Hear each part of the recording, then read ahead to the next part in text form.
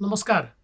नारळी पौर्णिमा अर्थात रक्षाबंधन ही दरवर्षी श्रावण पौर्णिमेला साजरी होते. हा दिवस विश्व संस्कृत दिवस म्हणून देखील साजरा करण्यात येतो. भारतस्य प्रतिष्ठे द्वे संस्कृतम संस्कृतिस्तता या श्लोकाचा अर्थ आहे संस्कृत आणि संस्कृती या भारताच्या प्रतिष्ठा आहेत. प्राचीनतम संस्कृत भाषा बहुतांश भारतीय भाषांची जननी असून ती अभिजात भाषा आहे. या भाषेतील साहित्य जगभरात श्रेष्ठ मानले जाते. यात वेद, उपनिषदे, पुराण, शास्त्रग्रंथ, साहित्य, नाट्यकला यांचा समावेश असून भारतीय ज्ञान विज्ञान परंपरा मुख्यतः संस्कृत भाषेमध्ये आहे.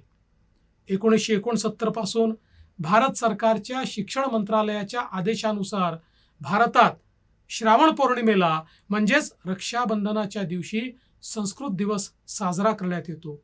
प्राचीन भारतीय परंपरेनुसार श्रावणीला म्हणजे श्रावण पौर्णिमेला ऋषींचे स्मरण आणि अर्चन करण्याची प्रथा असून याच दिवशी शिक्षणाचा आरंभ होत असे. केवळ भारतातच नव्हे तर जगभरात हा दिवस अतिशय उत्साहाने साजरा करण्यात येतो.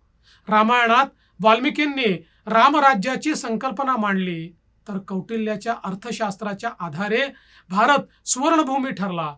संविधान सभेत भारतरत्न डॉक्टर बाबासाहेब आंबेडकरांनी स्वतः संस्कृतमध्ये संभाषण करीत या भाषेचे राजभाषा होण्यासाठी समर्थन केले आणि संस्कृत भारती सारख्या संस्कृत कार्यास वाहून घेतलेल्या संस्था सर्वसामान्यांना संस्कृत बोलण्यास शिकवण्यासाठी संभाषण शिबिरांचे जगभरात आयोजन करतात. महाराष्ट्राला संस्कृत अध्ययनाची आणि अध्यापनाची आणि संशोधनाची प्रदीर्घ अशी परंपरा असून मी या निमित्ताने आपणा सर्वांना संस्कृतचे अध्ययन आणि संभाषण करण्यासाठी आवाहन करतो. विना संस्कृतम नैव संस्कृती असे म्हटले जाते. त्यामुळे भारतीय संस्कृतीचे रक्षण करावे असे जर वाटत असेल तर संस्कृतचा अभ्यास व्हायलाच हवा. पठतु संस्कृतम वदतु संस्कृतम. जय हिंद, जय महाराष्ट्र, वंदे मातरम.